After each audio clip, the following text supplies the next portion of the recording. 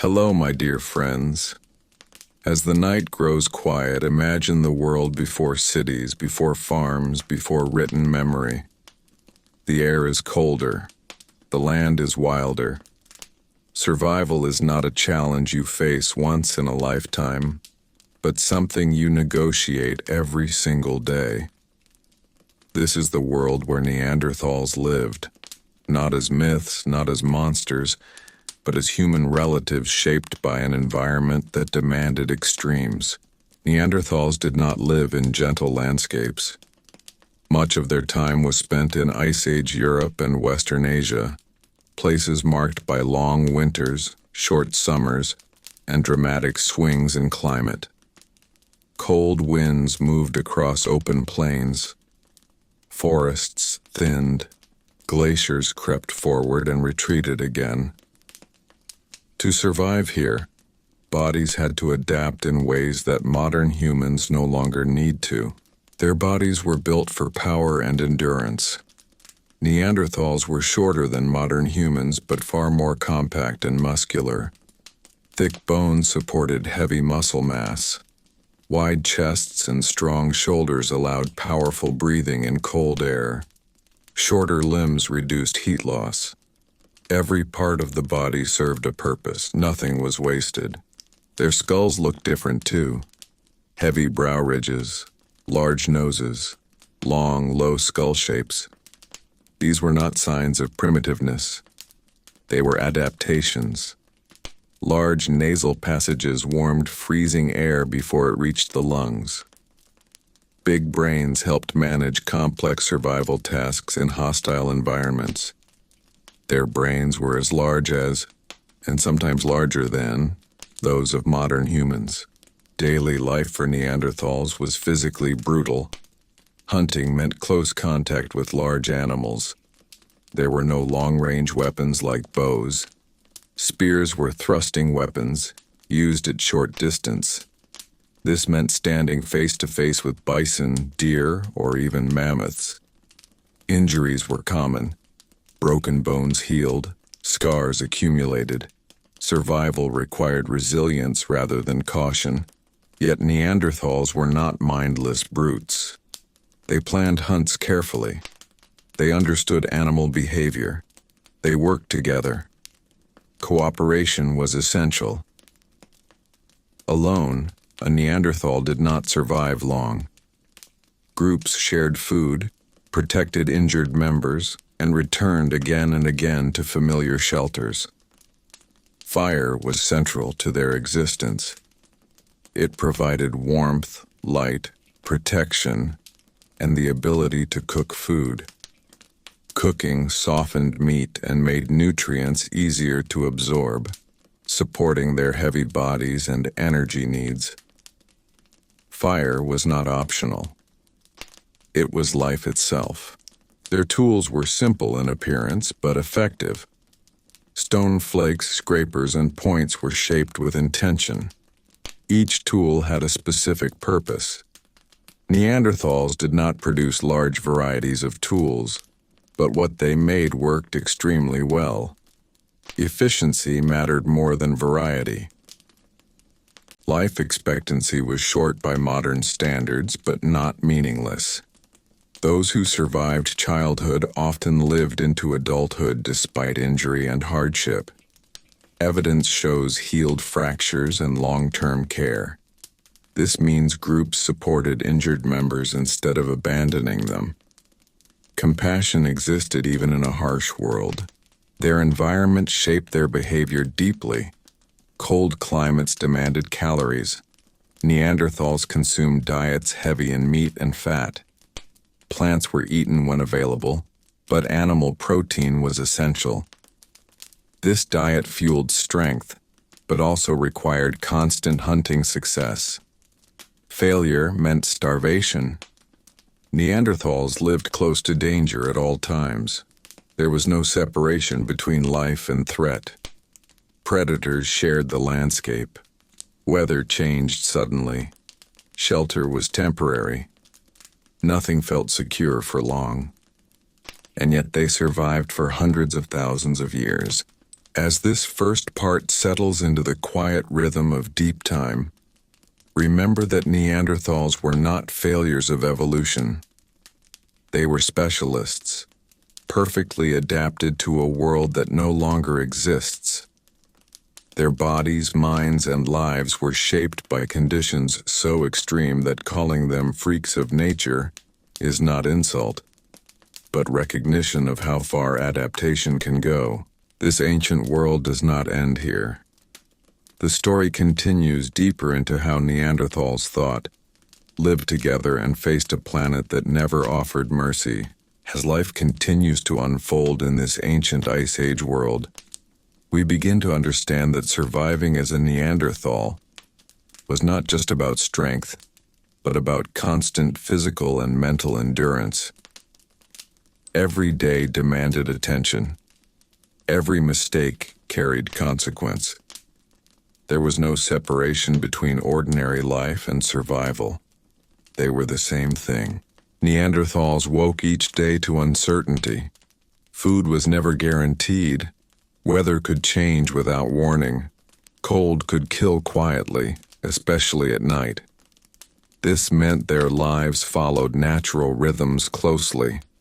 Movement depended on seasons.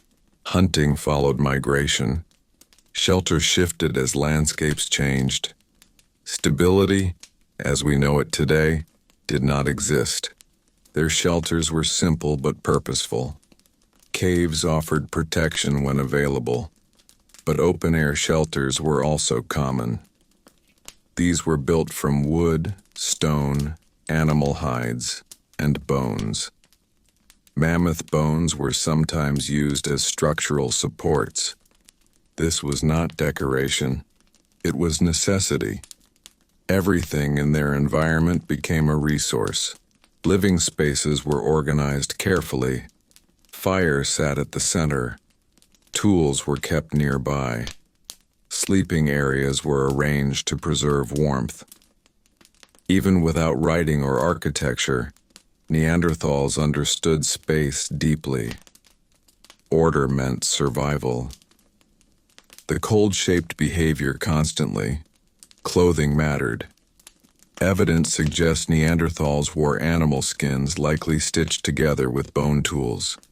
This required planning, preparation, and skill. Raw hides had to be cleaned, softened, and shaped. Poor clothing meant death in winter. There was no margin for error. Their bodies tell stories of hardship. Fossil remains show frequent injuries, broken ribs, fractured limbs, damaged skulls. Many of these injuries healed, which tells us something crucial. Injured Neanderthals were not abandoned. They were cared for. Food was shared. Protection was given. Group survival mattered more than individual weakness. Pain was part of life. Healing happened without modern medicine. Infection was a constant threat. Survival required resilience rather than comfort. A Neanderthal who lived into adulthood had already survived countless dangers. Children grew up fast. Childhood was short and demanding. Learning happened through observation and imitation. Skills were passed on through demonstration, not explanation. Young Neanderthals learned where to step, how to move quietly, how to read animal signs, and how to stay warm long before they could fully understand why. Social bonds were essential. Small groups relied on cooperation to hunt, gather, and defend territory. Trust mattered deeply. Conflict within the group threatened everyone. This likely shaped strong social rules, even if they were never spoken aloud. Neanderthals communicated using speech. Their anatomy supports this. The shape of their vocal tract and the presence of a modern-like hyoid bone suggest they could produce complex sounds. Their language may not have been identical to ours, but it was enough to coordinate hunts, share knowledge, and maintain social bonds. Emotion existed fully in their lives. Evidence suggests they buried their dead intentionally. This points to awareness, memory, and meaning beyond immediate survival. Death was not ignored, it was acknowledged. Bodies were placed carefully. Sometimes objects were included. This suggests grief, respect, and shared understanding. Their world was dangerous but not empty of care. Neanderthals also adapted their behavior to different environments. Those living in forested regions hunted differently than those on open plains. Coastal Neanderthals consumed seafood. This flexibility shows intelligence shaped by environment rather than rigid instinct. Their lives were physically extreme by modern standards. Daily movement covered long distances. Loads were carried by hand. Tools were made manually.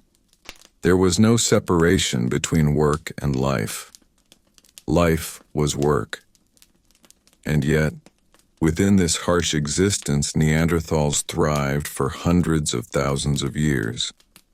They did not merely survive briefly.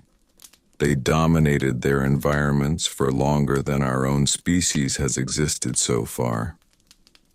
As this part of the story settles into the slow rhythm of deep time, we begin to see Neanderthals not as crude beings, but as specialists forged by relentless pressure. Their strength, resilience, and social bonds were answers to a world that demanded everything. The story continues onward, deeper into how they thought, how they differed from us, and how two human worlds eventually crossed paths. As the long Ice Age years continue to drift by, we begin to see that Neanderthals were not only shaped by cold and danger, but by deep familiarity with their world. They did not rush through landscapes. They knew them intimately. Valleys, rivers, migration paths, and seasonal shelters were remembered across generations. Knowledge lived in memory, not books, and forgetting could be fatal. Neanderthals understood animals in a way that required patience rather than speed. Hunting was not random violence. It was observation stretched over days and weeks. They watched herds move. They learned which animals were weak, which were dangerous, and which routes they followed during different seasons. This knowledge allowed them to plan ambushes rather than chase blindly. When the hunt began, it was intense and close. There were no safe distances. Spears were used at arm's length. This meant Neanderthals had to control fear under pressure. Panic could not exist in the moment of attack. Coordination mattered more than individual strength. Timing mattered more than aggression. These hunts explain why Neanderthal skeletons resemble those of modern rodeo riders or professional fighters. Broken bones were common. Joint damage was widespread. The body was pushed repeatedly to its limits, yet survival depended on returning again and again to face the same risks. Their strength was functional, not decorative. Muscles were built through daily labor rather than training. Carrying meat, hauling wood, shaping stone, and moving shelters all required power. There were no rest days. The environment did not pause for recovery. Despite this physical harshness, Neanderthals were careful with energy. They did not waste movement. Their tool-making reflects this. Tools were often reused, resharpened, and repaired. Stone was valuable. Time was valuable. Effort was measured. Their stone technology, known today as the Mousterian tradition, focused on reliability. Tools were predictable, sturdy, and adaptable. Neanderthals did not chase novelty. They trusted methods that worked. Innovation occurred slowly, shaped by necessity rather than curiosity. Fire management was another skill refined over generations. Keeping fire alive through cold nights required attention and planning. Embers were protected. Fuel was collected in advance. Fire was carried between locations when possible. Losing fire could mean death. Neanderthals also understood shelter beyond caves. Evidence suggests windbreaks, hide-covered structures, and temporary camps designed for specific seasons. These were not permanent villages, but carefully chosen locations that balanced safety, access to resources, and warmth. Their daily lives were not chaotic. They followed routines shaped by environment. Tools were maintained, food was shared. Tasks were divided based on ability rather than strict roles. Survival required flexibility. Neanderthals were also deeply connected to their groups. Small populations meant everyone mattered. Losing one adult reduced hunting success. Losing knowledge threatened the future. This likely created strong bonds and a sense of shared fate. Care for the sick and injured is one of the clearest signs of this. Fossils show individuals who survived severe injuries that would have prevented hunting. These people lived because others fed them, protected them, and waited for them to heal. This care was not accidental. It was intentional. This tells us something important. Neanderthals valued their group members beyond immediate usefulness. Survival was collective, not individual. Their minds were shaped by this reality.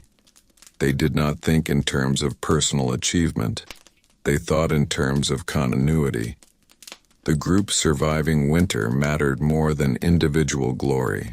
As the seasons passed and the glaciers advanced and retreated, Neanderthals continued to adapt. They endured climate shifts that wiped out other species. Their bodies changed slightly over time. Their tools adjusted. Their strategies evolved. They were not frozen in time. They were dynamic, responsive, and deeply tuned to their environment. As this part of the story settles into the long silence of prehistory, we begin to see Neanderthals not as strange failures, but as humans pushed to an extreme edge of adaptation. Their lives were harder than ours, their bodies tougher, their margins thinner. Yet they persisted for hundreds of thousands of years. The world they mastered was unforgiving, and still they endured.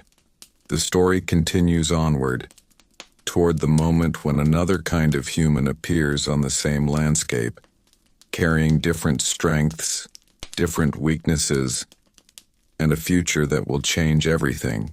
As the slow movement of prehistory continues, we begin to notice something even more unusual about Neanderthals. Their minds were shaped by long-term survival, not short-term success.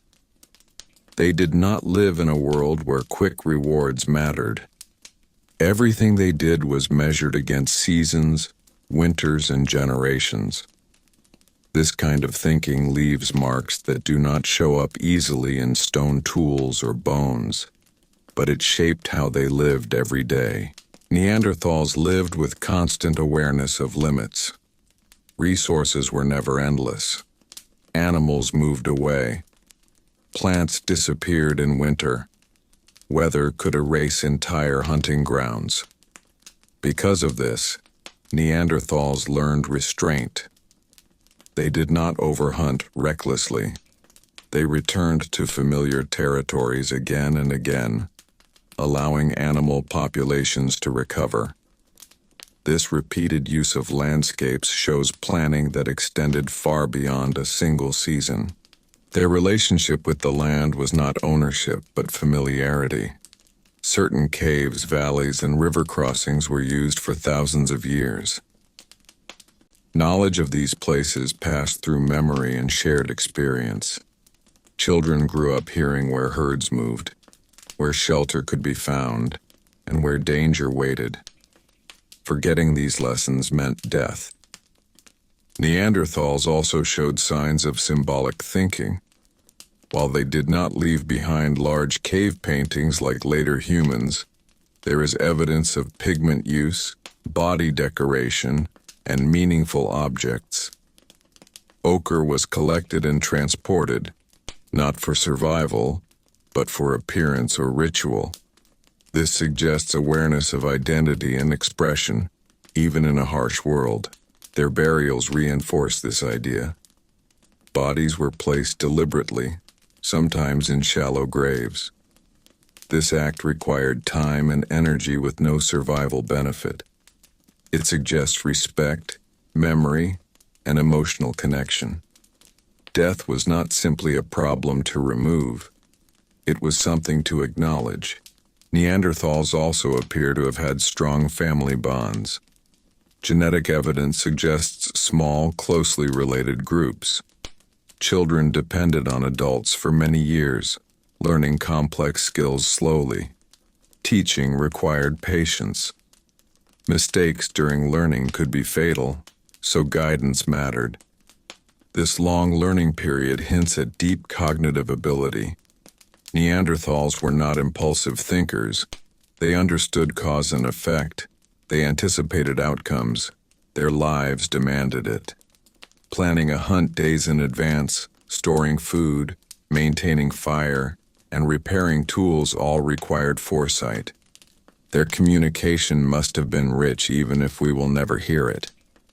Coordinated hunting, social care, and shared rituals are impossible without complex communication. Language likely carried practical information, emotional signals, and social rules. It did not need to be poetic to be powerful. Neanderthals also lived with constant risk of loss. Infant mortality was high. Accidents were common. Illness could spread quickly in small groups. This reality likely shaped emotional resilience. Grief was part of life, but so was continuation. Groups could not collapse emotionally. Survival demanded recovery. Their physical adaptations continued to support this mental toughness. Large brains required calories. Their diet supported cognitive function as much as muscle. Their bodies were built to endure long stress rather than short bursts of effort. Climate instability tested them repeatedly. Ice ages came and went. Temperatures shifted. Habitats transformed. Neanderthals adapted again and again, changing hunting targets, shelter strategies, and movement patterns. This flexibility contradicts the idea that they were rigid or incapable of change. They were specialists, but not fragile ones. They thrived within a narrow range of conditions yet adjusted when forced. What they lacked was not intelligence, but margin. Their world left little room for error. As this part of the story settles into the deep quiet of ancient time, the image of Neanderthals becomes clearer. They were not crude, not simple, not slow. They were hardened humans shaped by relentless pressure into forms and behaviors that look extreme to us today. Their lives were not easy. They were precise, disciplined, and demanding. And they worked for hundreds of thousands of years. The story continues onward, toward the moment when their world begins to change in a way even they could not fully adapt to. When another humankind enters the same frozen landscapes, bringing difference rather than superiority, and a future neither could yet see. As the deep timeline continues to move forward, the world around Neanderthals begins to change in quieter but more dangerous ways. Not through sudden catastrophe, but through slow pressure that builds over generations. The climate grows less predictable. Cold periods become harsher. Warm phases shorten. Landscapes shift again and again, forcing constant adjustment with little time to recover between changes. Neanderthals had always lived close to the edge of survival, but now that edge sharpens. Their bodies remain powerful, perfectly shaped for cold environments, yet power alone cannot solve every problem. Their strength requires fuel. Their large muscles and big brains demand enormous calories every day. When hunting is successful, this system works beautifully. When it fails, the cost is immediate and severe. Food shortages become more dangerous than predators. A missed hunt does not simply mean hunger. It means weakness the next day, slower movement, less coordination, reduced ability to hunt again. One failure can cascade into many. Neanderthals survive best when conditions remain familiar. Rapid change disrupts that balance. Their hunting strategy, built around close-range confrontation, remains effective but risky. Injuries accumulate over a lifetime. In stable conditions, groups can support injured members. But when food becomes scarce, every mouth matters. Care continues, but the margin grows thinner with each generation. At the same time, another human presence begins to appear on the same landscapes. Early modern humans move into regions Neanderthals have known for thousands of years. These newcomers are not stronger, they are not braver, but they are different in subtle ways that matter deeply over long periods. Modern humans tend to be leaner, with bodies that require fewer calories.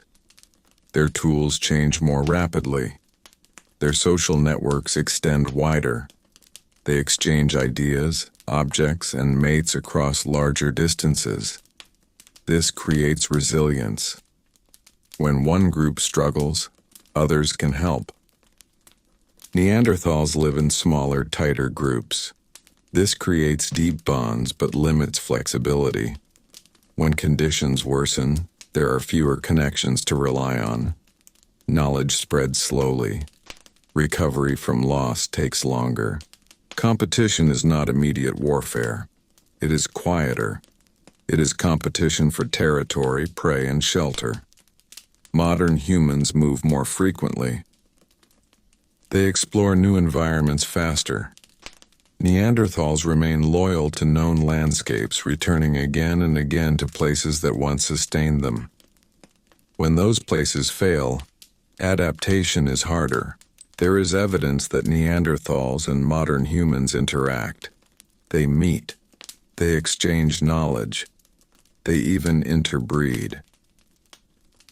This tells us something important. Neanderthals were not overwhelmed instantly. They were not incapable of connection. They were absorbed slowly, unevenly across regions and generations. Some Neanderthals adapt, some disappear, some merge. This process takes thousands of years. There is no single moment of extinction. There is only gradual fading as numbers shrink and groups become isolated. Isolation is the greatest danger. Small populations suffer from limited genetic diversity. Illness spreads more easily. Fertility drops. Recovery from loss becomes harder. Each winter becomes more dangerous than the last. Despite this, Neanderthals do not vanish quietly. They persist. They continue to hunt, care for their sick, bury their dead, and maintain traditions long after conditions worsen. Their endurance is remarkable. They do not collapse at the first sign of difficulty. They endure until endurance is no longer enough. What we see in the end is not failure of intelligence or strength. It is the cost of specialization. Neanderthals were perfectly adapted to a world of cold stability and familiar patterns. When that world fragmented, their adaptations became burdens. As this part of the story settles into the long dusk of their existence, The image that remains is not one of inferiority, but of extraordinary resilience pushed beyond its limits. They survived longer than almost any human lineage. They endured conditions that would destroy modern societies within weeks. They were not freaks because they were strange. They were freaks because they were extreme, bodies and minds tuned to a world that demanded everything and forgave nothing. The story does not end yet.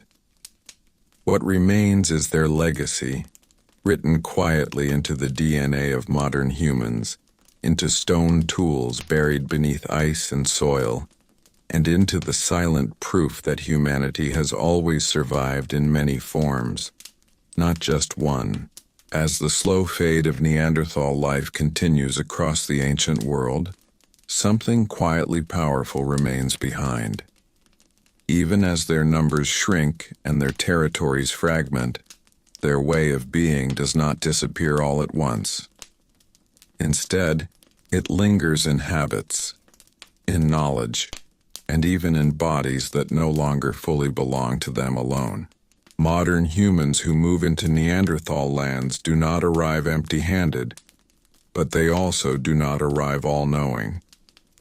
They learn from the land slowly, and in many cases, they learn from Neanderthals themselves. Survival techniques suited to cold climates, hunting strategies for dangerous animals, and intimate knowledge of local terrain are absorbed through contact and coexistence. This exchange is not always peaceful, but it is not always violent either. Evidence suggests long periods where Neanderthals and modern humans lived near each other, sharing space, resources, and sometimes families. This slow overlap reshapes both groups. Neanderthals are not simply replaced. Parts of them continue forward. Their legacy becomes biological as well as cultural. Even today, many humans carry small amounts of Neanderthal DNA. These genetic traces influence immune systems, skin responses to cold, and even how bodies react to certain diseases. What once helped Neanderthals survive Ice Age Europe now quietly supports modern humans in less obvious ways. This tells us something important. Neanderthals were not an evolutionary mistake. Evolution does not preserve mistakes for hundreds of thousands of years. What it preserves are solutions. Solutions suited to specific problems. Neanderthals were a solution to extreme cold, physical danger, and long-term environmental stress. Their disappearance was not sudden, dramatic, or deserved.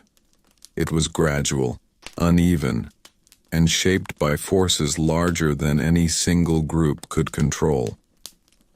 Climate instability, population pressure, and shifting ecosystems created conditions where their strengths were no longer enough on their own. And yet they endured for astonishing lengths of time, for far longer than modern civilization has existed, for longer than agriculture, cities, or writing. Their lives were hard, but not brief. Their world was dangerous, but not empty of meaning. When we imagine Neanderthals now, stripped of caricature and myth, what remains is something deeply human. Families gathered around firelight, hunters moving carefully through frozen landscapes, injured elders surviving because others cared enough to help them, children learning not through comfort but through observation and necessity. They lived close to death but also close to life. Calling them freaks of nature misses the deeper truth unless we understand what that word really means here. They were extreme adaptations, bodies and minds pushed to limits most humans will never experience. They were forged by ice, danger, and endurance, and they held together under pressure longer than almost any other human group. As this part of the story settles into the deep quiet of prehistory, we are left not with loss but with continuity. Neanderthals did not vanish entirely. They softened into us. They remain present in subtle ways, reminders that humanity has never been singular, simple, or fragile. The night deepens over this ancient world. Firelight fades. Footsteps disappear into snow that will melt and return again. What remains is not silence, but connection. A long human story shaped by many forms, many strengths, and many ways of surviving a planet that never stayed still. As the long shadow of time continues to stretch across the Ice Age world, the Neanderthal story becomes quieter, but not weaker. This is the phase where their presence thins, yet their influence deepens. Fewer voices remain around the fires, fewer footsteps mark the snow, but the ways they lived are now woven into the landscape itself, impossible to separate from the human story that follows. Neanderthals did not experience disappearance as an event. There was no moment when they suddenly understood that their kind was ending. Life continued the way it always had. Children were born, elders aged, hunts were planned, fires were lit. The rhythm did not stop simply because numbers declined. From the inside, extinction does not feel like extinction. It feels like persistence. Small groups became smaller. Camps that once supported several families now supported only one or two. Travel between groups became harder. Knowledge that once flowed easily across generations now depended on fewer voices. When one person was lost, something irreplaceable went with them. A hunting route, a seasonal pattern, a remembered shelter. Loss accumulated slowly, almost invisibly. The cold remained unforgiving. Winters did not soften out of sympathy. Storms did not pause. Ice still crept across valleys. For Neanderthals, this environment had always been normal, but now recovery from hardship took longer. A bad season lingered into the next. Resilience was still there, but the margin had narrowed to almost nothing. Their bodies, once perfectly suited to this world, now carried the cost of specialization. Heavy muscle demanded fuel. Large brains demanded calories. When food was uncertain, these strengths became liabilities, not failures, but burdens under changing conditions. And yet Neanderthals continued to adapt where they could. Diets shifted, hunting targets changed, coastal groups turned more towards seafood, woodland groups adjusted strategies. Flexibility existed, but flexibility requires options. Options were shrinking. Interaction with modern humans continued in complex ways. In some regions, Neanderthals retreated into familiar territories. In others, they shared space for long periods. These were not constant battles. They were negotiations of presence. Who hunted where? Who arrived first? Who stayed? Modern humans brought different tools and behaviors, but also uncertainty. They moved faster. They traveled farther.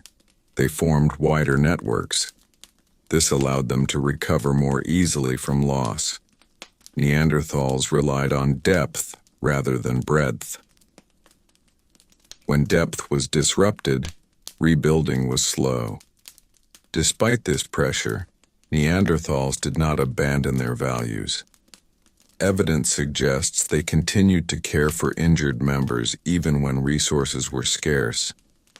This choice reflects something profound. Survival was never just about efficiency. It was about continuity of the group as a social unit, not just a biological one. Their emotional world likely grew heavier as losses accumulated. Fewer voices around the fire, more absences remembered. Yet life continued. Children still learned. Tools were still shaped. Fire was still protected. Meaning did not disappear simply because the future grew uncertain. Neanderthals were not defeated in a single conflict. They were outlasted by a combination of climate instability, population pressure, and changing human dynamics. This kind of ending leaves no clear villain, only slow change that favors different strategies over time. As this part of the story continues, we see Neanderthals as something rare in human history, a lineage that endured extraordinary hardship without losing its social core. They were not reckless. They were not foolish. They were deeply committed to a way of life that had worked for an astonishing length of time. The night grows deeper over this ancient world. Fires burn lower. Footprints fill with snow. Yet the presence of Neanderthals does not vanish. It settles into the land, into memory, into the very bodies of those who come after. The story continues forward, not toward an ending yet, but toward understanding of what it truly means to survive as a human when the world itself refuses to stay the same. As the slow passage of time continues, the Neanderthal world becomes quieter, but also more intimate. With fewer groups spread across vast landscapes, life turns inward. Every relationship matters more. Every shared skill becomes precious.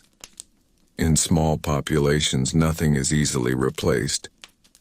Knowledge lives in people, and when people are lost, knowledge fades with them. Neanderthals had always relied on memory more than innovation. This had once been their greatest strength. Familiar routes, known shelters, and repeated hunting grounds provided stability in an unstable world. But now, as climates shifted more rapidly and environments transformed faster than before, familiarity could become a trap. Returning to the same places did not always bring the same rewards. Ice retreated in some regions and advanced in others. Forests replaced open plains. Animals migrated differently or disappeared entirely. For Neanderthals, whose bodies and hunting methods were tuned to close-range encounters with large game, these changes demanded adjustments that were difficult and costly. Smaller prey required different strategies, more tracking, more patience, less certainty. These hunts burned calories without guaranteeing reward. Energy balance became fragile. A single unsuccessful hunt could ripple through the group for days. Still, Neanderthals did not abandon cooperation. Sharing remained central. Food was distributed according to need rather than dominance. Children, elders, and injured members were supported as long as possible. This choice reflects a worldview shaped by long-term survival rather than short-term efficiency. It also shows why their communities remained emotionally strong even as numbers declined. Their tools continued to reflect careful restraint. Stone flakes were reused repeatedly. Broken tools were reshaped. Nothing was wasted. Time and energy were conserved wherever possible. These behaviors show awareness of scarcity and respect for effort, qualities shaped by generations of hardship. Neanderthals also continued to pass on stories, knowledge, and behavior through example. Without writing or symbols preserved in permanent form, memory was everything. Children learned by watching adults closely. Mistakes were corrected gently but firmly. Learning was slow but thorough. This deep reliance on tradition created continuity but also vulnerability. When experienced adults were lost, the group's ability to adapt weakened. Modern humans, with larger networks and faster idea exchange, could recover more easily from similar losses. Neanderthals depended on continuity.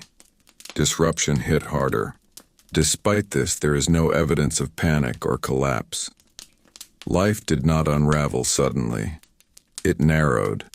Camps became quieter. Movements became more cautious. Risk was measured carefully. Survival strategies became conservative rather than bold.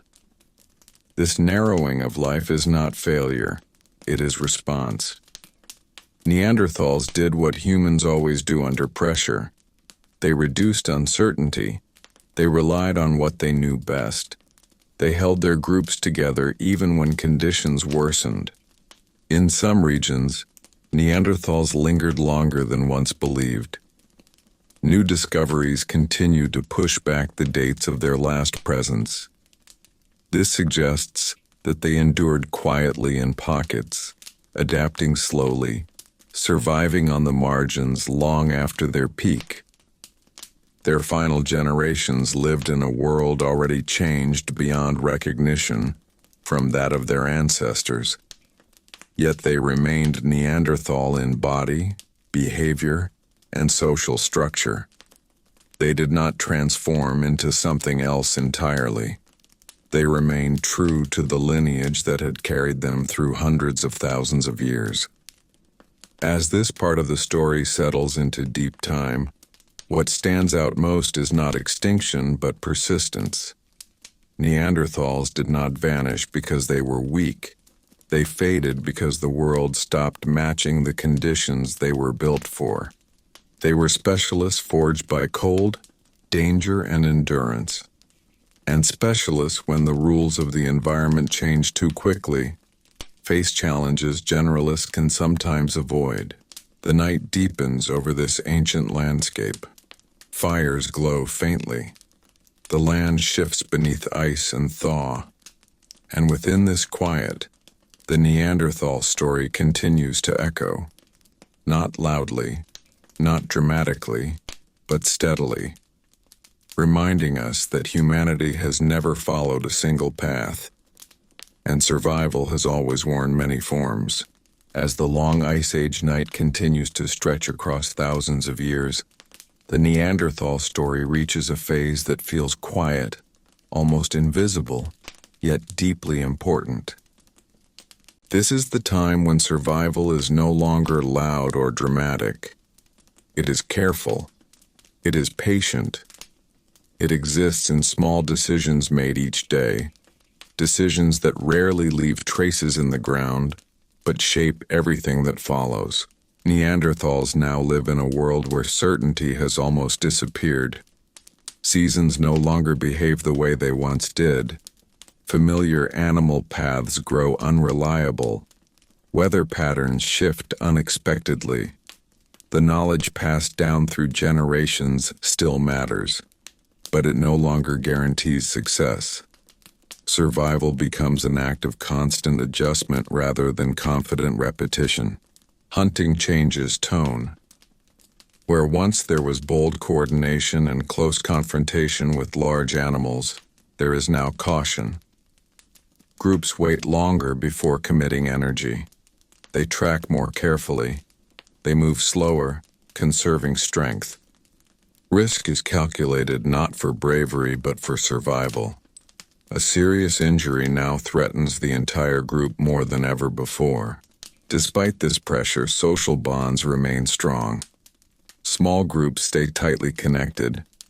Sharing continues even when food is scarce. This sharing is not emotional generosity alone. It is strategy. A group survives together or not at all.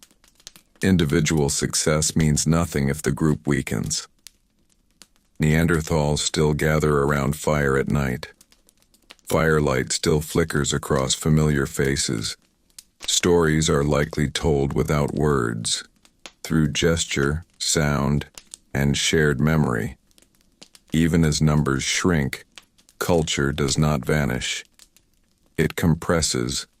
It becomes more intense within fewer people. Children still learn through watching. Elders still guide through presence. Knowledge does not expand rapidly, but it deepens. What remains is what has proven reliable again and again. Excess is stripped away by necessity. In this narrowed world, emotion likely grows heavier. Loss becomes familiar. Fewer births mean each child carries enormous importance. Each adult holds irreplaceable knowledge. When someone dies, it is not only grief that remains, but absence of skill, memory, and experience. This absence shapes future decisions quietly, but powerfully. Interaction with modern humans continues in complex ways. Sometimes groups pass without contact. Sometimes they share the same hunting grounds unknowingly. Sometimes they meet. These encounters are not always hostile. They are cautious, curious, and uncertain. Both groups are human enough to recognize similarity and different enough to feel distance. Over generations, Neanderthals slowly blend into the wider human population through interbreeding in some regions. This blending is not planned. It happens naturally where paths cross repeatedly. Through this process, Neanderthals do not vanish completely. They change form. Their physical presence fades from the landscape, but their influence continues beneath the surface. In bones, in immune systems, in adaptations that quietly help modern humans survive cold, disease, and harsh environments. Their legacy becomes invisible but persistent. This slow transformation does not feel like defeat. There is no final moment of realization. Life continues until it does not. Groups shrink, camps empty, fires go unlit. Silence spreads gradually, not suddenly. What remains behind is not failure, but evidence of extraordinary endurance. Neanderthals lived longer in extreme conditions than most human societies ever will. They endured instability, danger, and environmental pressure without collapsing into chaos. They adapted as long as adaptation was possible. As this part of the story settles into the deep stillness of ancient time, the Neanderthals stand revealed not as crude or inferior beings, but as humans pushed to one of the furthest edges of survival.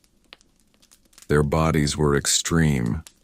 Their lives were demanding. Their endurance was remarkable. The night deepens over the Ice Age world.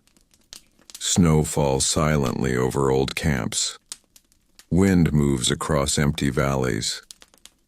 Yet beneath that silence, the Neanderthal presence remains, not in monuments or writing, but in the long human ability to endure, adapt, and persist, even when the world offers no mercy.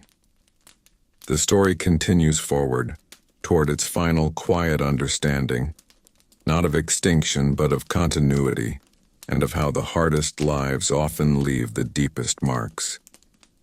As the ancient world continues its slow, unhurried movement, the Neanderthal story drifts into its final quiet phase, not an ending marked by drama, but one shaped by thinning presence and deep continuity. This is the time when Neanderthals are no longer everywhere they once were, yet where they exist they live fully, according to the same rules that carried them through countless generations before. In these last periods, Neanderthal life becomes intensely local. Groups remain tied to specific valleys, coastlines, or forest edges that still offer enough food to survive.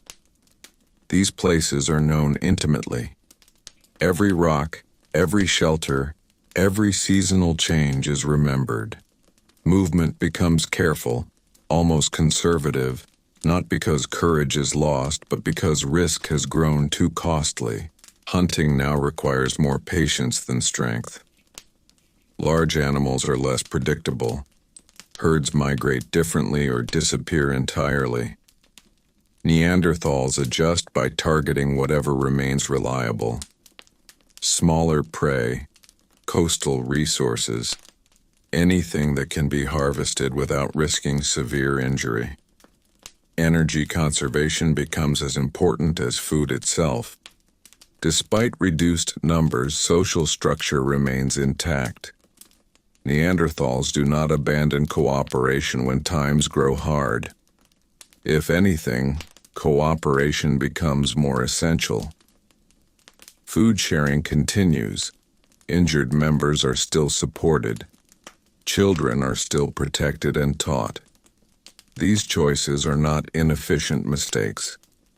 They are expressions of a worldview that values group survival over individual gain. Their tools remain simple but purposeful. There is no sudden leap in technology, no desperate experimentation. What they use is what they know will work. Reliability matters more than novelty. This consistency has always been their strength, even as it limits rapid adaptation. Fire continues to shape daily life. Fires are kept small now, carefully maintained to conserve fuel. Firelight remains a gathering point, a place where warmth, safety, and connection still exist. Even as the world narrows, these moments remain deeply human. Neanderthals continue to bury their dead when possible. This practice does not disappear even under pressure. It suggests that meaning does not vanish when survival becomes harder.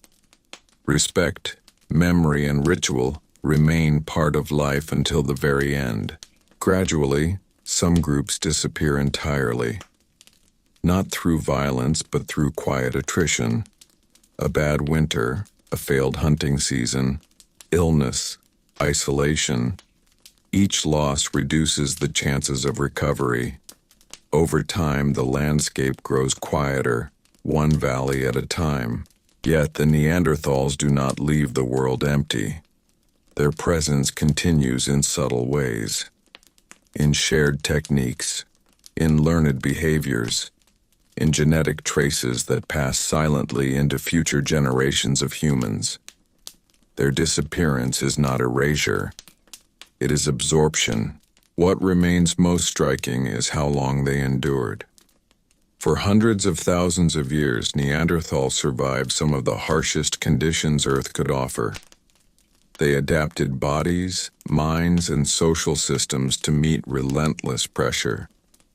They lived without agriculture, without cities, without written language, and yet they thrived far longer than many complex societies ever will. Calling Neanderthals freaks of nature only makes sense when we understand the depth of their adaptation. They were extreme because the world demanded extremity. They were powerful because weakness had no place to hide. They were resilient because giving up was never an option. As this part of the story settles into deep time, the Ice Age world grows still. Glaciers retreat. New forests rise, new humans spread across old lands. Yet beneath this change lies continuity, a reminder that humanity has never been one thing, one shape, or one strategy. Neanderthals were one answer to a brutal question posed by the planet itself, and for an astonishing length of time that answer worked. As the last traces of Neanderthal life continue to thin across the ancient world, what remains is not absence, but a long echo of endurance. This phase of their story is not about disappearance, but about quiet persistence under narrowing conditions. Life continues, smaller and more fragile, yet still shaped by the same deep rules that guided Neanderthals for hundreds of thousands of years. The land itself feels different now. Valleys once crowded with herds grow empty. Familiar paths no longer promise food. Even the seasons seem less reliable. Winters linger longer than expected. Summers pass too quickly. Neanderthals respond not with panic, but with caution. Movement becomes slower. Decisions become heavier.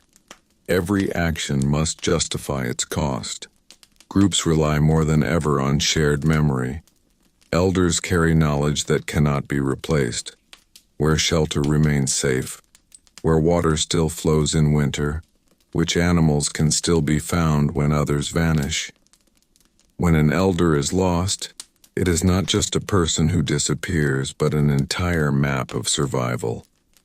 This loss changes how the group moves through the world. Despite shrinking numbers, Neanderthals continue to value care. Injured members are still supported when possible. Children are still protected fiercely. These choices are not driven by optimism.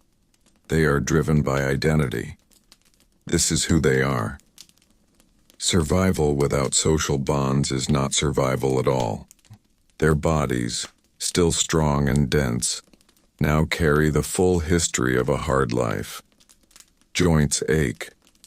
Old injuries return with cold weather. Movement costs more energy than before.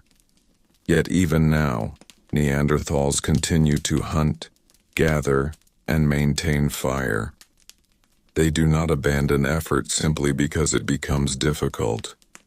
Technology does not suddenly change in desperation.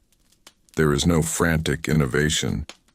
Instead, tools are used until they cannot be used again. Stone flakes are resharpened repeatedly. Nothing is wasted. This careful use of resources reflects a mindset shaped by scarcity and respect for effort.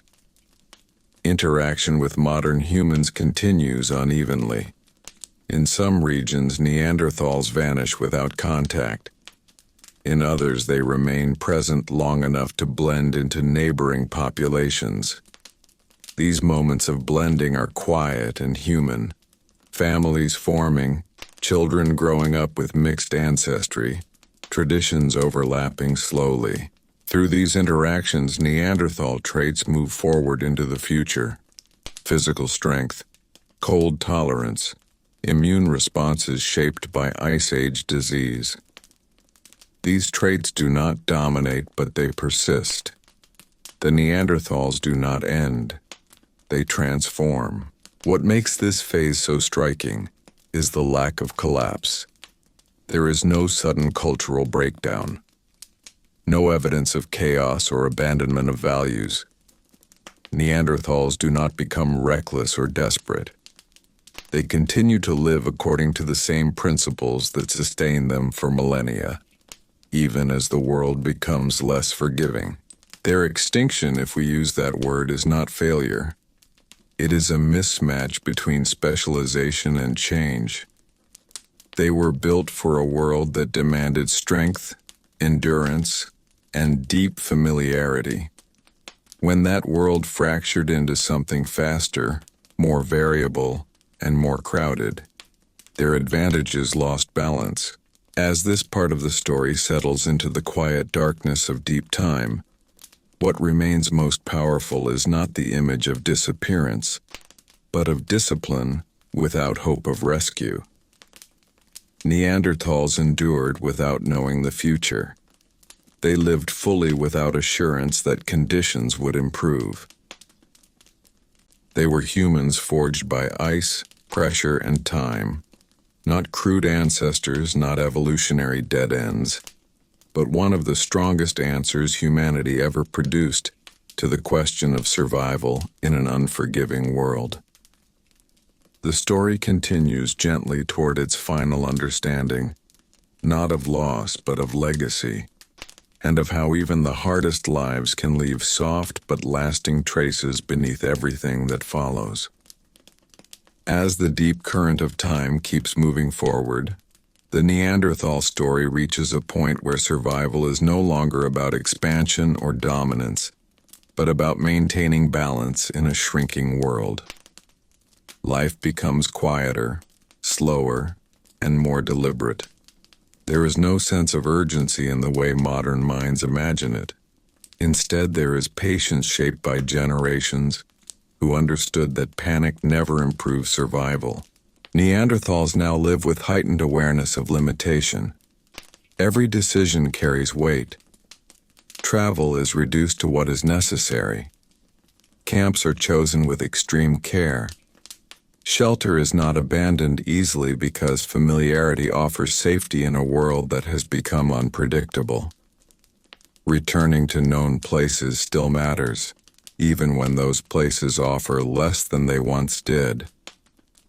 The rhythm of daily life tightens. Hunting parties are smaller. Effort is shared carefully. Strength is conserved whenever possible. Neanderthals understand their own bodies deeply. They know when to push and when to stop. Injury now carries greater risk than ever before, not because danger is new, but because recovery has become fragile. Fire remains central. In these later periods, fire is guarded with almost ritual attention. Fuel is collected early. Flames are kept low but steady. Firelight continues to shape social space, providing warmth, safety, and a sense of continuity with the past. Even as the world changes, this circle of light remains familiar. Communication within groups grows even more subtle. With fewer people, everyone knows one another intimately. Small changes in behavior are noticed immediately.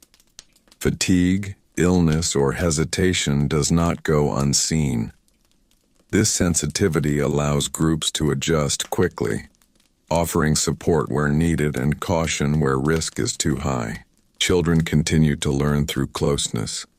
There are no classrooms, no structured lessons, yet education never stops. Every movement, every tool, every decision is observed and absorbed. Knowledge is not explained abstractly. It is lived. This kind of learning creates deep competence even when the future remains uncertain. The emotional weight of life likely deepens in this phase.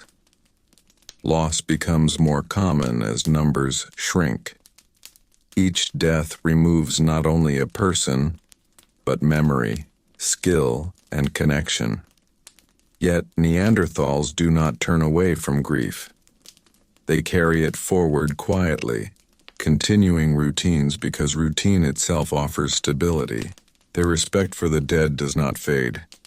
Burial practices continue when possible. These acts require effort and energy, precious resources, yet they are still performed. This tells us that meaning does not vanish when survival becomes harder. If anything, meaning becomes more important. Modern humans continue to appear at the edges of Neanderthal territories. Sometimes they pass through. Sometimes they stay. Sometimes they blend. These encounters are not marked by constant conflict. They are cautious, uncertain, and deeply human. Curiosity exists alongside fear. Familiarity grows slowly. Over generations, the boundaries between groups blur in some places. Neanderthal traits move forward through shared ancestry. The world does not simply replace one human form with another. It layers them. It blends them.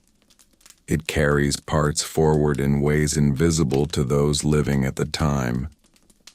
What is striking about this period is how consistent Neanderthal identity remains. They do not suddenly become something else in desperation. They do not abandon their way of life entirely. They adapt where they can, but they remain themselves until the very end. This consistency is not stubbornness. It is coherence.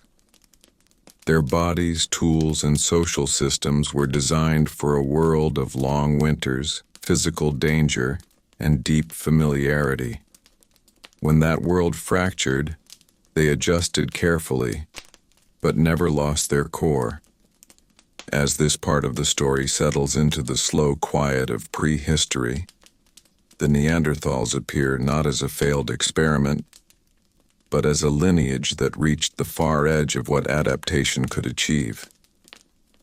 They lived without guarantees. They endured without promises. They persisted without knowing what would come next. The night deepens over the ancient landscape. Fires glow softly in fewer places now. The wind moves through valleys that remember footsteps long gone. Yet the Neanderthal presence does not vanish. It lingers, in stone, in bone, in blood, and in the long human habit of enduring even when the future offers no certainty. The story continues forward, steady and unbroken, toward its final understanding. Not yet an ending, but a deepening of what it truly meant to be human in a world that demanded everything. As the deep night of prehistory continues to stretch forward, the Neanderthal story enters its most delicate and quiet phase. This is not a moment of collapse or surrender. It is a time of holding on, of continuing familiar rhythms even as the world slowly moves beyond them. From the inside, life still feels like life.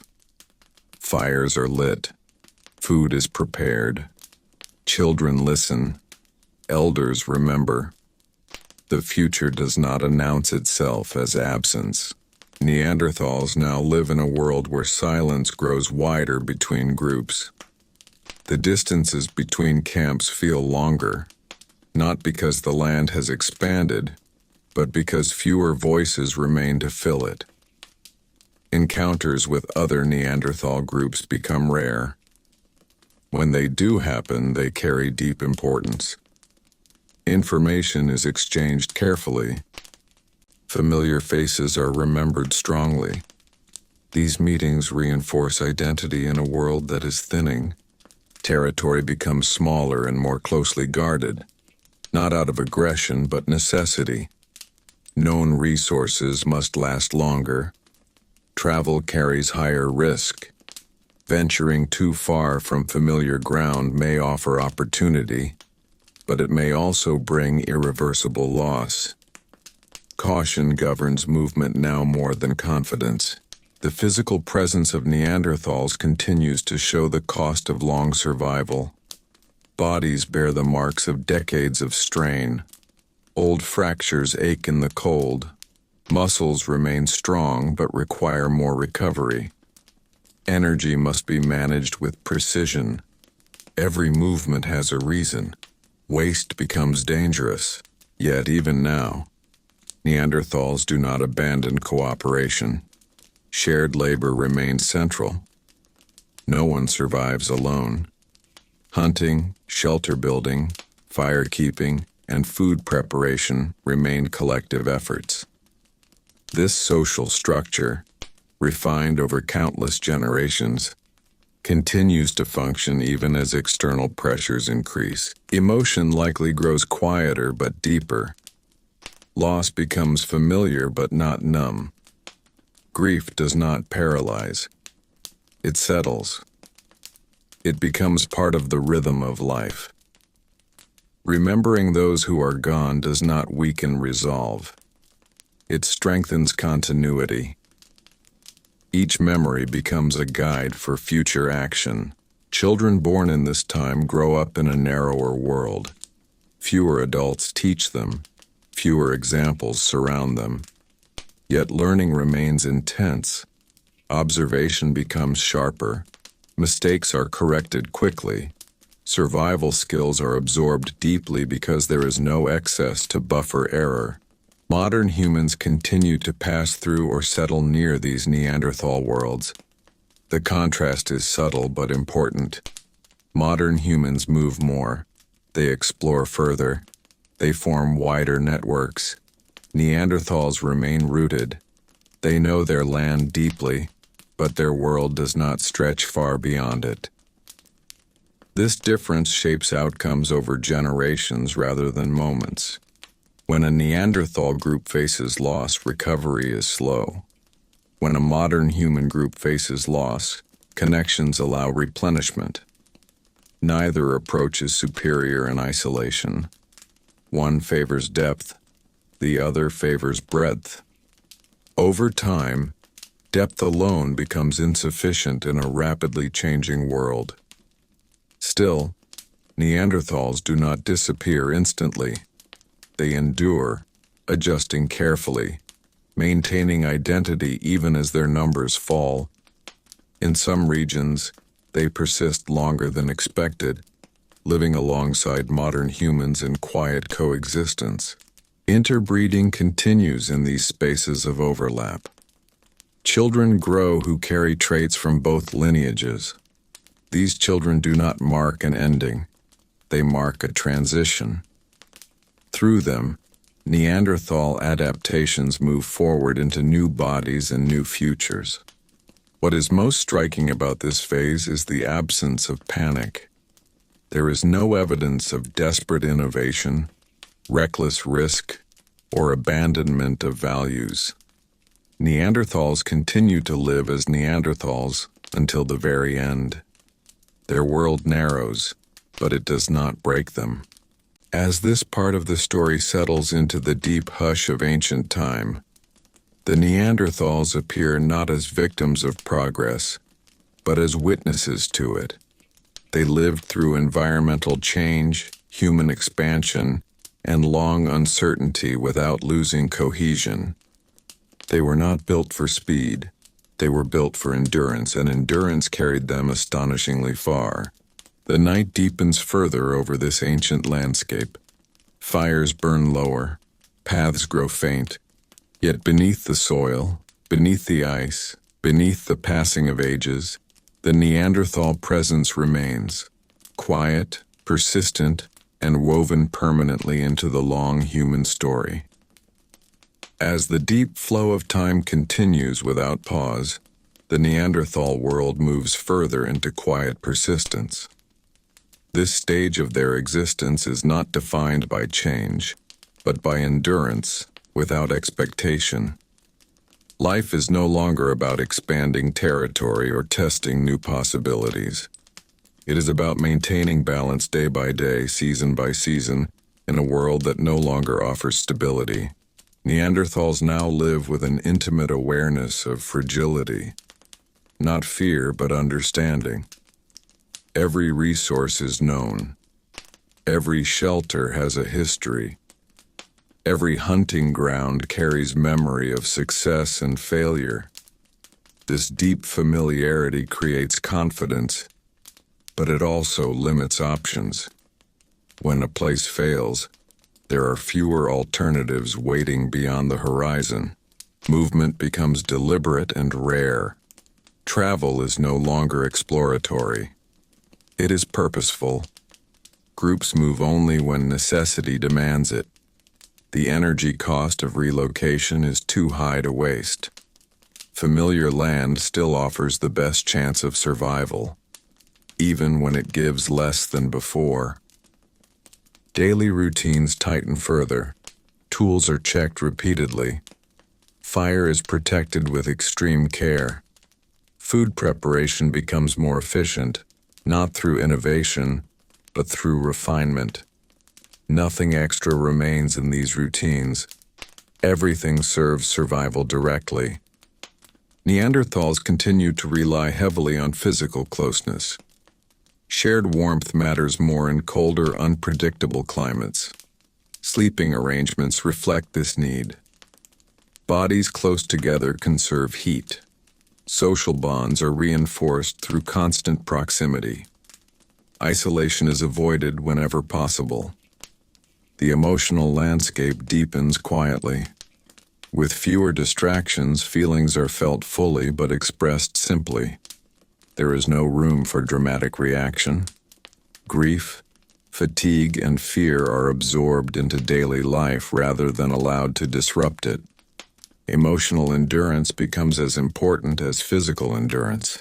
Children growing up in this phase learn survival through necessity rather than abundance. There is little room for trial and error. Observation sharpens quickly. Mistakes are costly. Skills are absorbed deeply and early. Childhood is short, but learning is intense. Elders carry immense importance now. Their memories hold solutions that may no longer exist in the landscape. When an elder speaks, attention is complete. Their presence stabilizes the group, offering continuity with a past that feels increasingly distant.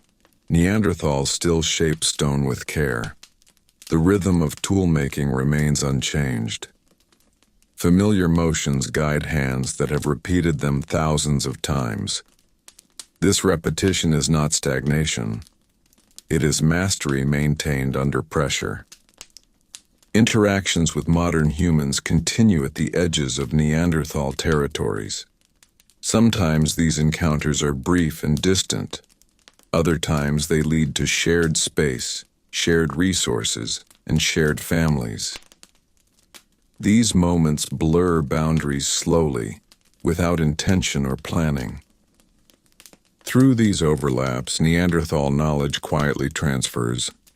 Understanding of cold landscapes, animal behavior, and survival strategies passes forward, even as Neanderthal numbers decline.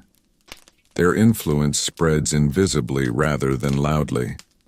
What remains most striking is the calm consistency of Neanderthal life in this phase.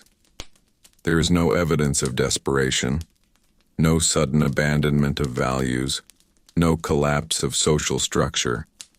They continue to live as they always have, cautiously, cooperatively, and attentively.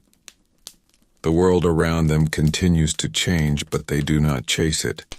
They respond only when necessary. This restraint once gave them strength. Now it becomes a quiet limit. As this part of the story settles into the long stillness of ancient time, Neanderthals stand as a reminder that survival does not always end with failure or victory. Sometimes it ends with persistence carried as far as it can possibly go. The night deepens further over this Ice Age world. Fires glow faintly in fewer places. Wind moves through landscapes that remember many footsteps. And still, the Neanderthal presence remains. Steady, disciplined, and deeply human, continuing forward without knowing what comes next. As time continues its slow and patient movement, the Neanderthal story reaches a point where existence itself becomes an act of quiet resistance. Not resistance through conflict or rebellion, but resistance through continuing to live as they always had, even when the world no longer rewarded that way of life. This stage is defined not by hope for change, but by commitment to familiarity. Neanderthals now live with a deep awareness that life has narrowed. Resources are fewer. Encounters are rarer. The land feels larger because fewer people move across it. Yet this awareness does not create fear. It creates caution. Every decision is made with the understanding that recovery from error may no longer be possible. Hunting becomes even more selective. Neanderthals choose targets carefully, avoiding unnecessary risk. Large animals are still hunted when opportunity allows, but only when conditions are right. Smaller prey and gathered foods become more important. Diet shifts are slow and careful, shaped by experience rather than experimentation. The physical strain of life remains constant. Bodies that once thrived under extreme demands now require longer rest. Old injuries influence movement. Yet strength has not disappeared. It has transformed into efficiency. Movements are precise. Energy is conserved instinctively. Fire remains the heart of daily life. Its warmth is no longer taken for granted. Fire is guarded, fed, and respected. Around it, Neanderthals continue to share food, warmth, and presence. These moments anchor life emotionally, offering stability when the outside world grows uncertain. Social bonds remain strong because they must. With so few individuals, separation becomes dangerous. Cooperation is not optional. Tasks are shared fluidly. Roles are flexible. Everyone contributes according to ability rather than status. Communication grows quieter but more meaningful. There is less need for explanation. Everyone understands the routines, the risks, and the limits. Gestures, expressions, and shared habits carry meaning without words. Silence becomes a form of understanding rather than absence. Children born into this phase inherit a world already fragile. They learn quickly. Observation becomes intense. Skills are passed down with urgency masked as calm. There is no sense of future abundance. There is only preparation for continuity. Elders are treated with deep respect, not as authority figures but as living memory. Their presence connects the group to a time when the world was wider and more forgiving. When elders are lost, the group does not replace them easily. Loss echoes longer now. Encounters with modern humans continue occasionally. These meetings are cautious, sometimes distant, sometimes close. Boundaries blur quietly. Shared knowledge, shared shelter, and shared families emerge naturally where contact repeats. There is no clear line where one world ends and another begins. Through these overlaps, Neanderthals do not vanish abruptly. They thin, they merge, they soften into the human populations that spread across the land. Their physical presence fades, but their adaptations move forward in subtle, enduring ways. What stands out most in this phase is dignity. Neanderthals do not abandon their values under pressure. They do not dissolve into chaos. They continue to care, to share, and to endure until endurance itself reaches its limit. As this part of the story settles into the deep stillness of ancient time, the Neanderthals appear not as casualties of progress, but as testaments to the farthest reach of human adaptation. They lived where survival demanded everything. They answered that demand fully for longer than almost any human lineage ever has. The night deepens further over the Ice Age world. Fires burn lower. Voices grow fewer. Yet beneath the soil and ice, beneath memory and myth, the Neanderthal story remains. Quiet, powerful, and inseparable from what it means to be human. As the slow passage of time continues, the Neanderthal story reaches a point where life is lived almost entirely within limits that are fully understood. There are no illusions left about abundance or expansion.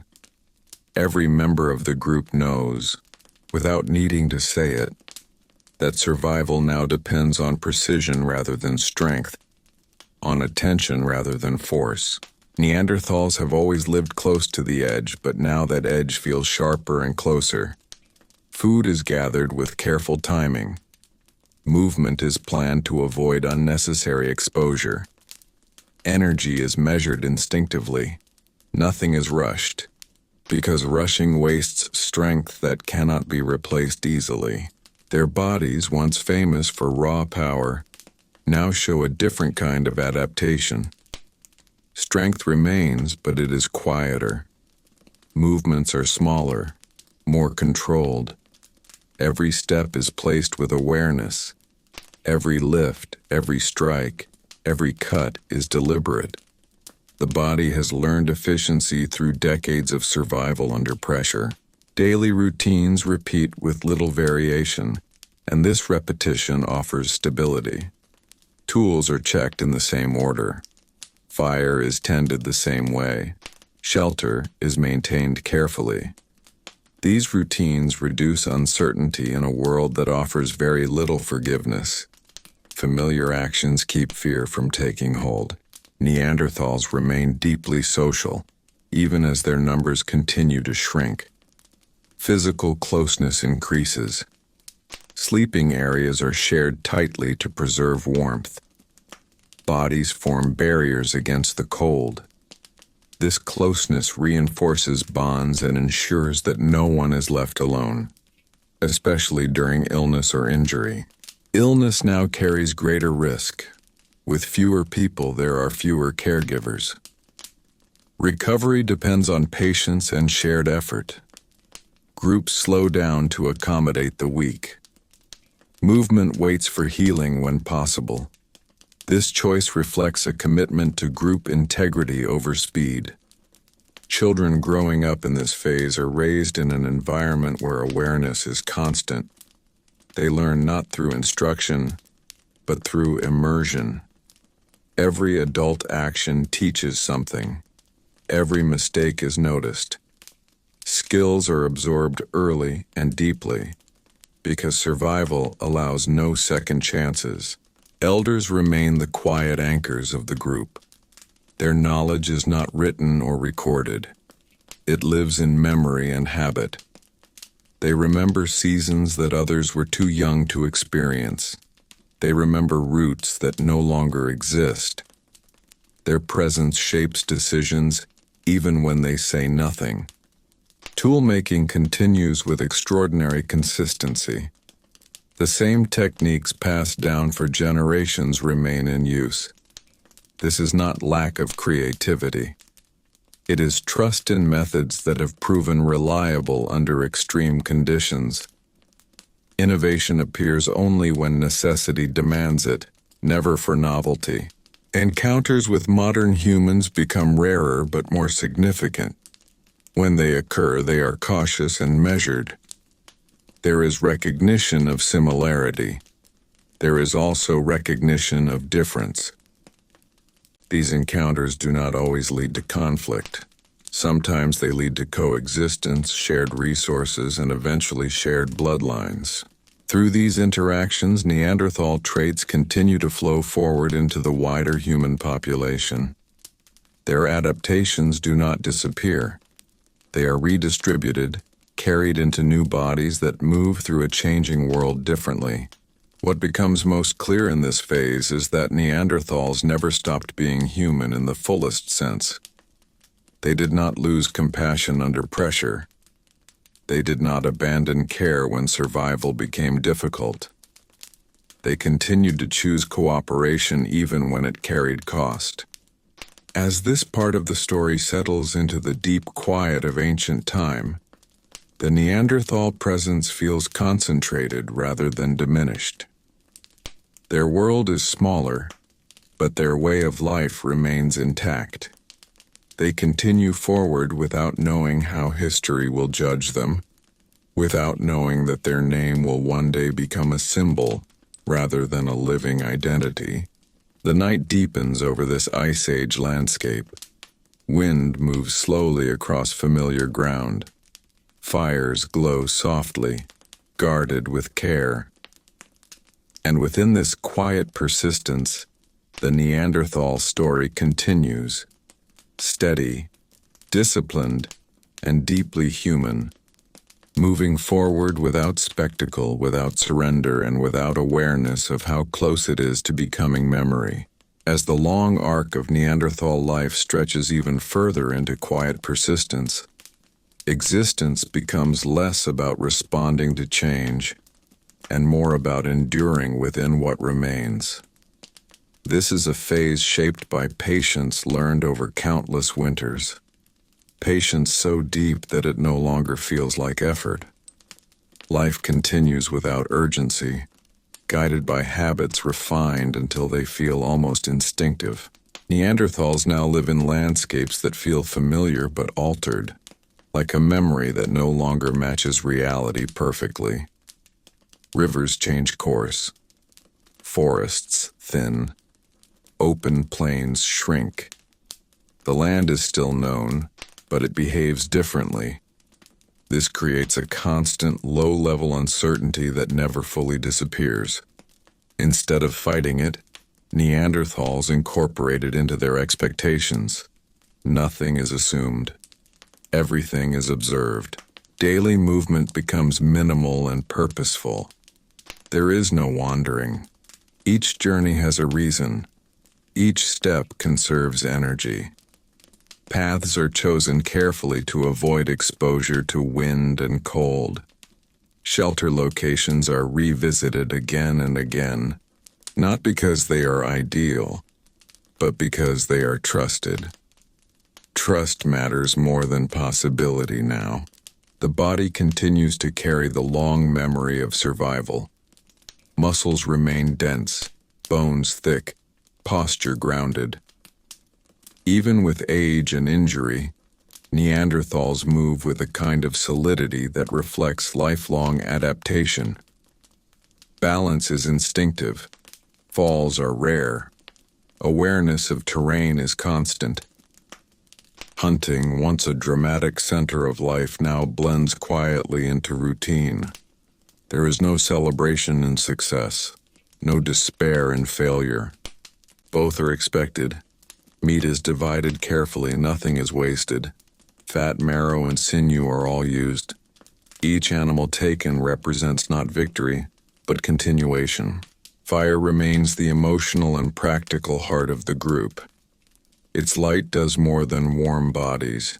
It stabilizes minds. Around fire, silence feels safe rather than empty. People sit close, sharing presence rather than words. Fire connects them to generations before, who sat the same way under the same pressures. Social bonds tighten even further. With so few people, everyone knows everyone else completely. Strengths and weaknesses are understood without explanation. Tasks shift naturally according to condition. No one is pushed beyond their limits unnecessarily. Survival now depends on preserving what remains, not testing it. Illness becomes one of the greatest threats. Without large groups, sickness can spread quickly or remove critical members. Neanderthals respond by slowing everything down. Movement pauses. Care becomes collective. The group absorbs the cost together, accepting delay rather than loss. Children growing up in this time experience a world that feels heavy with responsibility. Play exists, but it blends quickly into learning. Observation sharpens early. Skills are absorbed deeply because mistakes have visible consequences. Childhood is still childhood, but it carries gravity. Elders remain central. Their stories are not entertainment. They are survival maps. Even when conditions no longer match those stories perfectly, the principles remain valuable. Elders teach patience, caution, and respect for the land. Lessons that never expire. Encounters with modern humans become increasingly rare in some regions, more common in others. Where they occur, they are often quiet and cautious. Sometimes groups pass without contact. Sometimes they share space briefly. Sometimes families form across lineages. These moments do not feel historic to those living them. They feel practical. Through these slow interactions, Neanderthal life does not end abruptly. It diffuses. Traits move forward quietly. Knowledge transfers unevenly. Identities blur without ceremony. The Neanderthal way of being becomes part of a broader human story without ever being formally concluded. What defines this phase most strongly is the absence of collapse. There is no evidence of panic, mass abandonment, or social breakdown. Neanderthals do not lose themselves under pressure. They continue as they always have, attentive, cooperative, and grounded. As this part of the story settles into deep time, the image that remains is not of extinction, but of completion through endurance. Neanderthals lived their lives fully within the conditions they were given. They did not adapt endlessly. They adapted honestly. The night deepens once more over the Ice Age landscape. Winds move through valleys that hold fewer voices now. Fires glow softly in scattered places. And within this quiet persistence, the Neanderthal story continues, steady, patient, and deeply human, moving forward without knowing it is approaching its final chapters. As time continues its slow, almost gentle movement, Neanderthal life enters a phase where existence feels suspended between memory and presence. Nothing dramatic announces this moment. There is no clear signal that life has changed again. Instead, the world feels quieter, thinner, as if sound itself travels farther because fewer people remain to hear it. Neanderthals now live within landscapes that carry layers of history.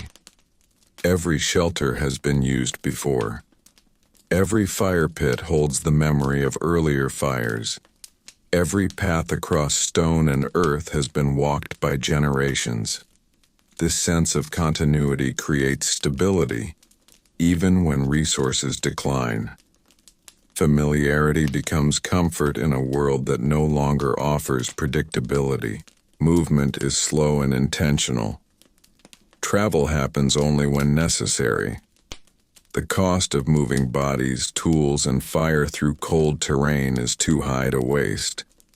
Neanderthals understand this deeply. They measure effort without counting, balance need without discussion. These decisions happen almost instinctively now, shaped by lifetimes of adaptation. Food is gathered and hunted with extreme care. The hunt is no longer the dramatic centerpiece of life. It is a calculated necessity. Risks are avoided whenever possible. Large animals are approached only under ideal conditions.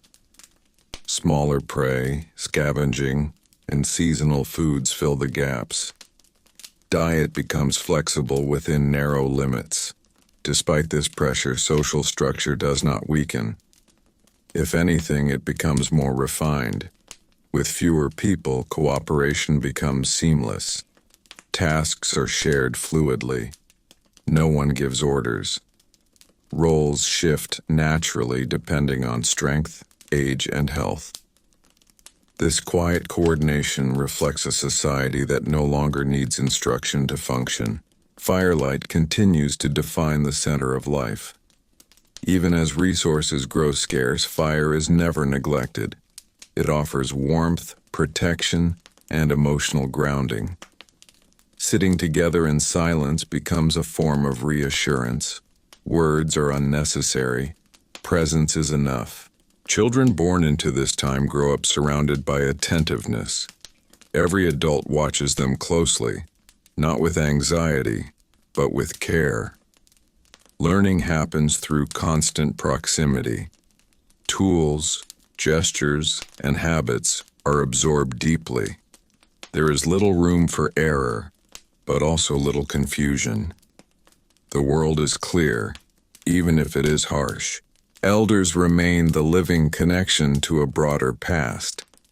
Their memories reach back to times when herds were larger and winters less uncertain. These memories do not create longing. They offer perspective. They remind the group that change is not new, even when it feels relentless. Physical bodies continue to show the marks of endurance. Thick bones, dense muscle, and compact frames remain suited to cold and labor, yet age slows movement. Recovery takes longer. Neanderthals respond by slowing life itself rather than pushing bodies beyond limits. Preservation becomes the strategy. Encounters with modern humans now feel less like meetings between strangers and more like crossings of paths already familiar. Where contact occurs, it is cautious but not shocked. Recognition exists on both sides. Shared humanity is obvious, even when differences remain. Through these quiet crossings, Neanderthal traits continue to move forward into future generations. Their legacy does not announce itself. It settles quietly into immune systems, physical resilience, and subtle behaviors shaped by Ice Age survival. What stands out most in this phase is restraint. Neanderthals do not attempt radical change. They do not gamble on untested strategies. They continue doing what has always worked as long as it continues to work at all. This restraint once ensured survival. Now it becomes a final expression of identity. As this part of the story settles into deep time, Neanderthals appear neither desperate nor defeated. They appear complete within their limits, living each day fully even as the world narrows around them. The night deepens over the Ice Age landscape. Winds sweep across open ground. Fires glow faintly, carefully tended. And within this quiet, the Neanderthal story continues, steady, patient, and deeply human, moving forward without noise, without collapse, and without knowing how close it is to becoming memory. As the ancient night stretches even further, the Neanderthal world feels almost suspended in time. Life does not rush forward. It moves slowly, deliberately, as if every moment is being weighed before it is allowed to pass. This is a phase where existence is shaped less by action and more by careful continuation. Neanderthals now live in landscapes that feel spacious and empty at the same time. Vast stretches of land remain, yet there are fewer people to move through them. Sounds travel farther. Silence feels heavier. The world has not become hostile, but it has become quiet in a way that makes every presence feel significant. Daily life settles into a narrow but steady rhythm. Waking, tending fire, preparing tools, searching for food, resting. These actions repeat without urgency. Repetition is not boredom here. It is safety. Familiar actions reduce uncertainty. Familiar rhythms calm the mind. Hunting continues, but it is approached with deep caution. Neanderthals no longer test themselves against danger unless necessity demands it. Strength is preserved. Injury is avoided whenever possible. Experience guides every choice. Younger members learn restraint early, watching elders choose patience over force. Food sharing remains essential. No one eats alone. Portions are measured carefully not by rule but by understanding. The group survives together or not at all. This principle has never changed, even as circumstances have grown more difficult. Firelight still draws everyone close at night. Faces are illuminated softly. Shadows move along familiar walls. Silence fills the space between breaths. These moments offer reassurance that despite loss and change, the group still exists. Presence itself becomes comfort.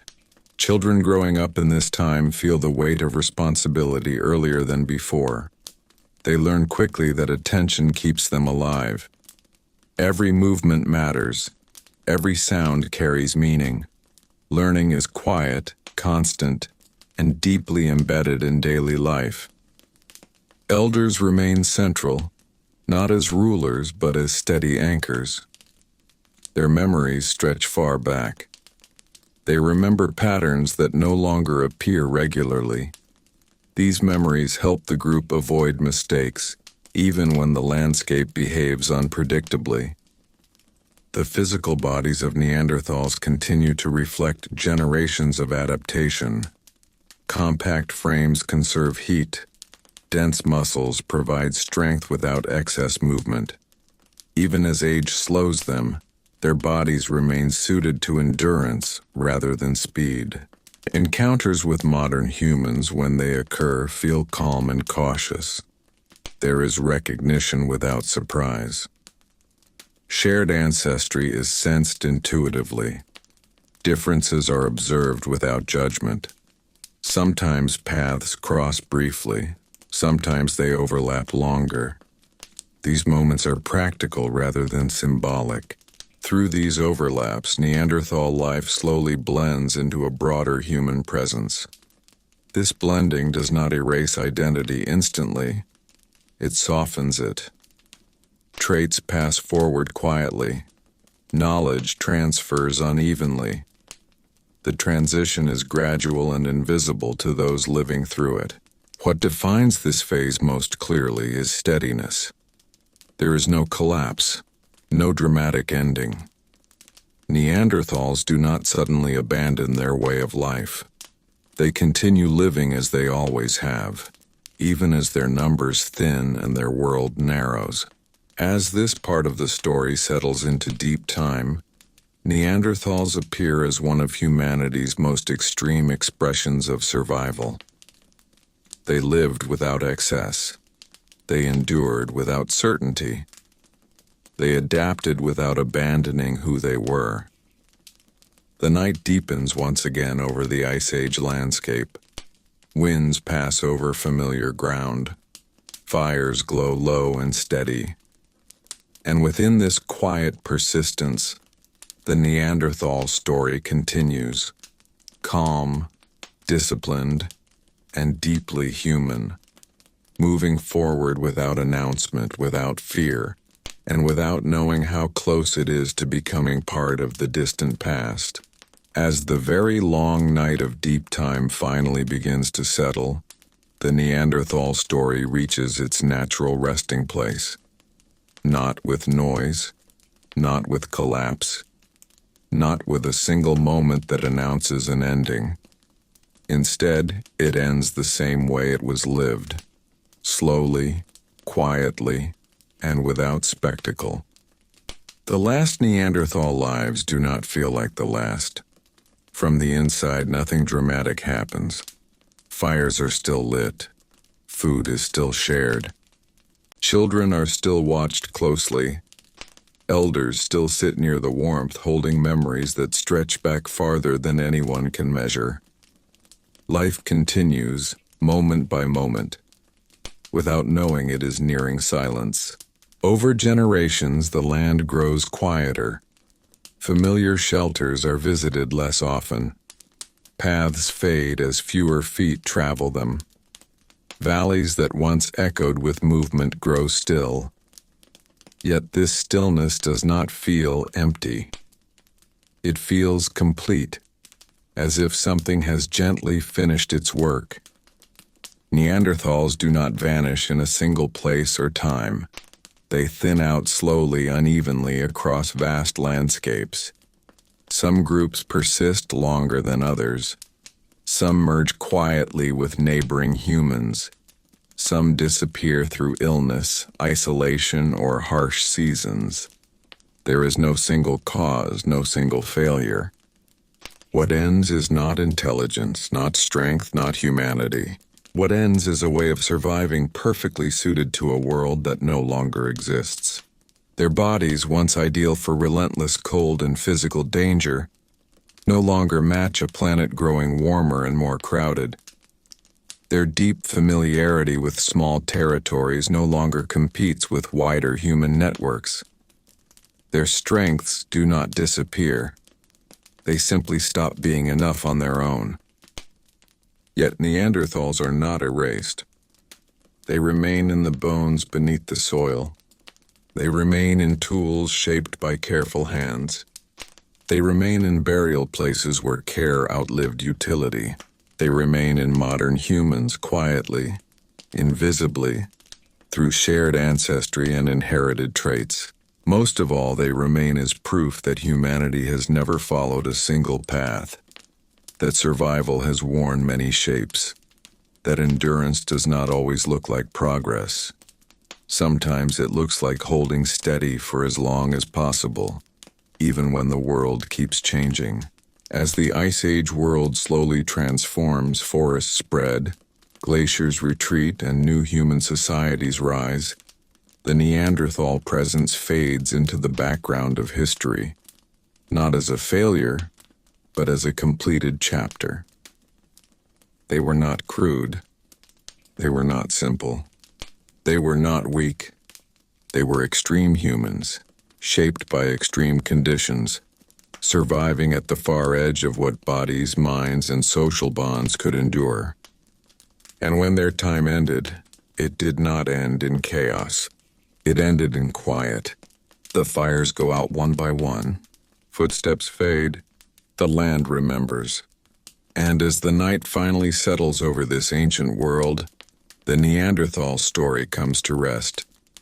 Calm, complete, and woven forever into the long, unbroken history of being human.